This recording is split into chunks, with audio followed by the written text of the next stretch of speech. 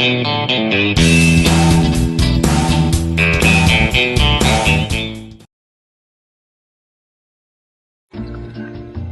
Beetle car is the only car unit in the world reached 50 years of production.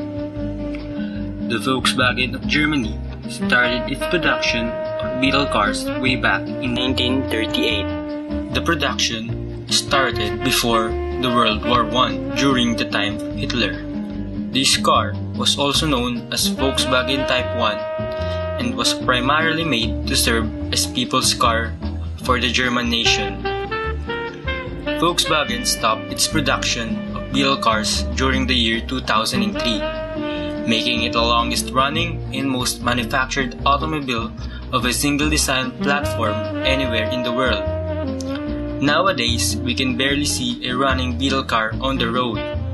But do you think they don't exist anymore? Well, think again.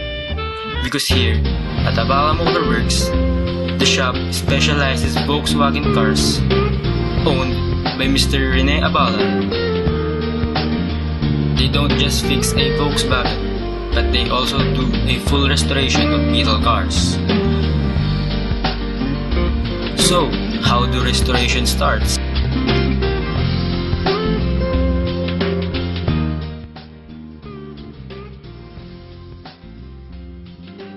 Umpisa niyan, palit ng body lift up, tapos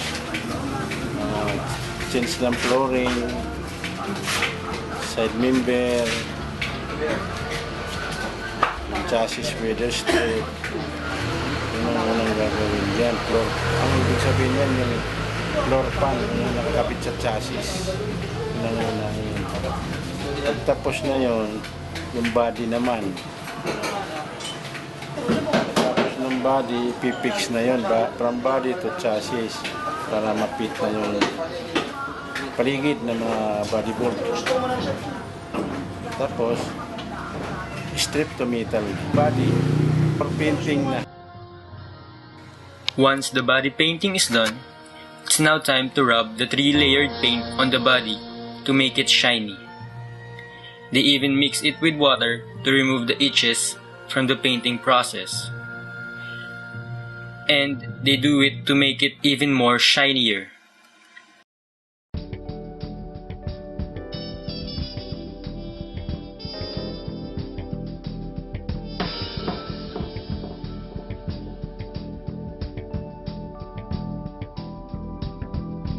After rubbing things out, they will now assemble some parts of the car, including the rear and front bumpers, the side bars, the car's wheel, the knobs, and the handles.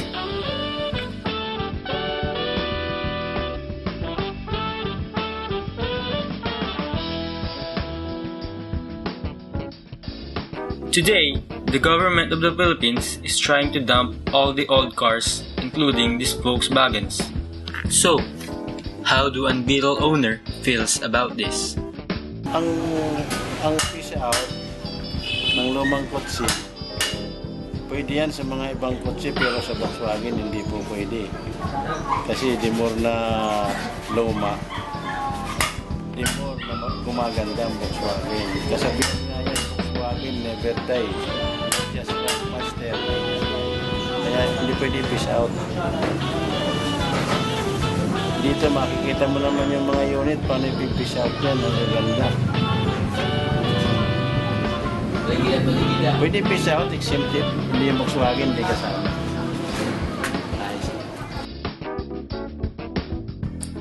Back at the shop, the crew are now preparing the car to install its interior. They will assemble all the parts.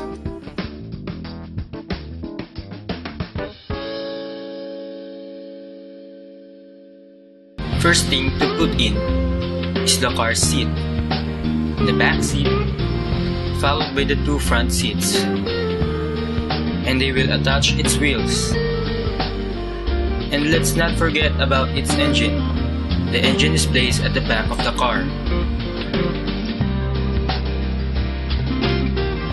After that, they will put its windshield and side windows.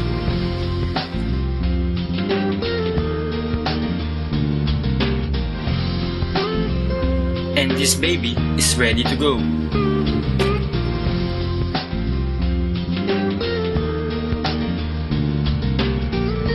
Restoring and fixing of Beetle cars becoming a habit for some, and they are enjoying it. So far, nag-enjoy ako dyan. Ang ebidensya dyan, yung 4 na anak ko tapos na. Ibig sabihin, ano yan eh, sa Tagalog, katas ng Volkswagen, pinapag-aral ko ng mga anak ko. Mga professional na yung 4. Yan ang ebidensya, nag-enjoy ako. Diba? For some people, like Mr. Rene Abala, these cars are not just old and ordinary, because these cars can really tell a story by looking at it. Restoration of old cars is not just about business, but it's about the passion of doing it. That's why it lasted 50 years of production. Yes, they may be old and phased out, but once these little machines are restored, they will now be called as new and old Beetles.